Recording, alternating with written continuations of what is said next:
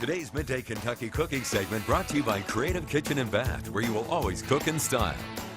Welcome back to Midday Kentucky. Chef Allison Davis here at the Wild Time Kitchen over in Chenaway here in Lexington. And I am whipping up a little brunch favorite of mine today, which is a sweet and savory waffle. I know that may sound strange to some to have a savory waffle, but it's actually one of my favorite things, especially with brunch.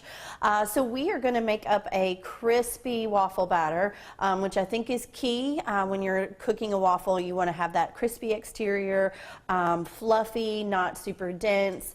And so we're going to work on the batter a little bit. We're going to add in one of my other favorite things, which is a cheese. Whoops. It's a boursin cheese, which is a garlic and herb, and it's going to add this creamy texture, a lot of flavor, and the savory components. And then we're going to add the sweet in with our syrup, and I'm going to do a little bourbon blueberry syrup here. All right, so as far as the waffle goes, we're going to mix all of our dry ingredients together first. So I have about 1.5 cups of flour. Then we have about 2 tablespoons or so of sugar. And then I have a combination of cornstarch, baking powder, and baking soda for our dry ingredients. And I have to say the cornstarch is probably one of the most important parts, well, along with the baking powder as well, because the baking powder helps it to rise. But the cornstarch helps the waffle to get nice and crispy. All right, so we also have a few wet ingredients. In addition to the cornstarch, I'm going to add just a pinch of salt in here. All right, we have some eggs, and this is another important part to working with the waffle and separating the egg yolks from the egg whites. So what I did with the egg whites was I went ahead and whisked them to where they're almost kind of that nice stiff or soft peak, and then they'll have the yolks in the other bowl.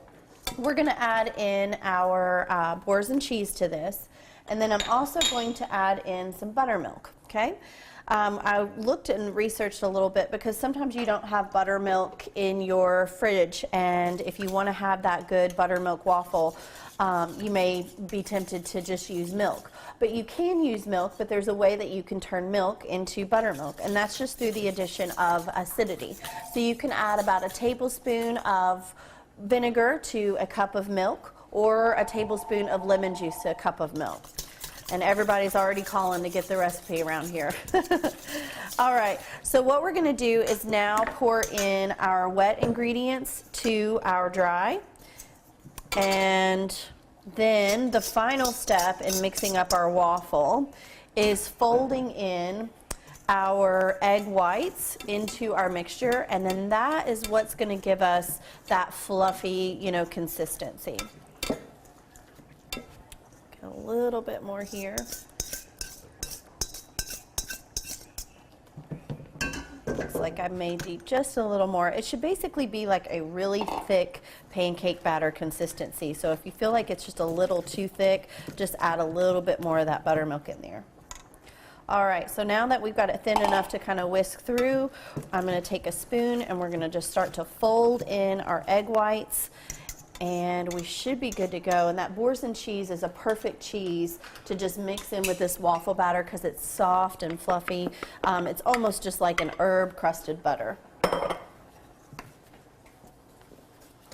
All right. Now, when you're folding, remember to just fold outside in, and you don't want to lose that fluffiness of the pancake mixture, or of the egg whites. You want to just really kind of fold in nicely from outside to in. All right, and that is our waffle batter. What we're going to do for the syrup is we're going to add our blueberries. We're going to start to cook those in with a little bit of water, and then I'm just going to add in some maple syrup. Pure maple syrup along with a little bit of honey. And if you wanted, you could take this a lot of different directions with cinnamon, sugar, you name it. But we're basically just going to cook this down to get a nice thick blueberry syrup. And then I mentioned that little touch of bourbon, and that bourbon's just going to give it the kick it needs. But you guys are going to be able to get this full recipe, and we're going to show you up this waffle here in a minute if you go to wtvq.com/recipes tab, and you click on the recipes, and you'll be able to see this along with many more. And my name is Chef Allison Davis, and we'll be right back after this short break.